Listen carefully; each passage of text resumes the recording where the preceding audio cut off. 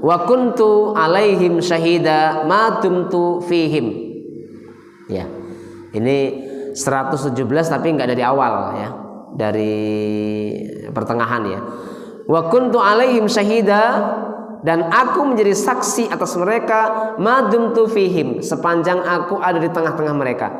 Falamma tawaffaitani, ketika engkau sudah mewafatkan aku ya Allah, kunta antar raqiba alaihim, tentu engkaulah yang mengawasi mereka. Kan tadi dikatakan bahwasanya ada di antara hamba-hambamu itu yang sepeninggalmu buat sesuatu gitu tadi ya. Sepeninggalmu itu amal-amal tambah-tambahan dalam Islam atau tambah-tambah dalam masalah ibadah, sehingga itulah yang kemudian dikenal dengan istilah bid'ah. Ya. Menambah-nambah dalam masalah ibadah, menambah-nambah dalam masalah agama. Itulah yang kemudian dikatakan bid'ah. Maka wa kuntu alaihim syahida ma dumtu fihim. Ya Allah, aku menjadi saksi penjaga mereka sepanjang aku di tengah-tengah mereka.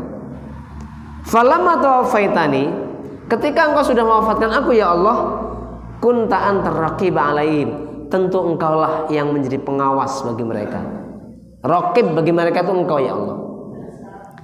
Wa anta ala kulli syai'in syahid, dan engkau maha melihat, maha menyaksikan atas segala sesuatu. Tidak ada yang tertutup bagi Allah Subhanahu wa ta'ala. Itu ayat 117-nya. 118-nya, in tu'adzibhum, jika engkau mengadab mereka ya Allah, fa innahum ibaduk, mereka itu hamba-hambamu. Wa in taghfir lahum, tapi kalau engkau ampuni mereka ya Allah, fa innaka antal azizul hakim, sungguh engkau maha perkasa lagi maha bijaksana. Jamaah rahimakumullah, kalau kita renungkan ya, redaksi dari ayat ini semacam apa ya, kemudian ditiru oleh siapa? Nuansanya sama ya, Abu Nawas. Ilahi las tulil firdausi ahla. Ya Allah, kayak aku nih nggak pantas jadi penghuni jannah itu. Jadi penghuni jannah itu firdaus itu nggak pantas. Wala aqwa 'alan naril jahimi. Tapi kalau untuk menjadi penghuni neraka aku nggak kuat ya Allah. Iya kan? Kan ditiru Abu Nawas kan nih, gaya begini ditiru oleh Abu Nawas. Karena Allah SWT juga menyatakan dalam Al-Quran, sabda Rasul yang kemudian diabadikan oleh Allah dalam Al-Quran seperti itu. Wa kuntu alaihim syahidan ma dumtu fihim, aku menjadi penjaga mereka ya Allah sepanjang aku ada di tengah-tengah mereka. Falamma tawaffaitani, ketika engkau sudah mewafatkan aku, kunta antar raqiba alaihim, tentu engkau yang menjadi penjaga bagi mereka. Wa anta ala kulli syai'in syahid, segala sesuatu itu enggak tertutup untuk engkau. Engkau maha melihat segala sesuatu ya Allah. In tu'adzibhum, jika engkau mengadab mereka, fa innahum ibaduk, mereka juga hamba-hambamu. Terserah engkau akan berbuat apa kepada hamba. Wa in taghfir lahum, demikian juga jika engkau ampuni mereka, fa innaka antal azizul hakim, engkau maha perkasa lagi maha bijaksana.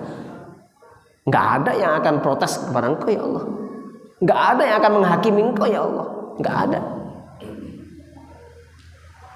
Maka di sini menjadi satu apa ya? Sebenarnya ini juga mengajarkan yang lain, Pak.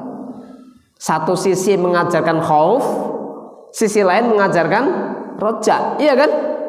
Satu sisi mengajarkan takut, khawatir akan azab Allah karena dosa-dosa kita, tapi sisi lain memberikan satu pengharapan kepada kita bahwasanya Allah Maha Pengampun. Dosamu apapun Allah akan ampuni kalau kamu betul-betul jujur dalam pertobatanmu. Kan begitu.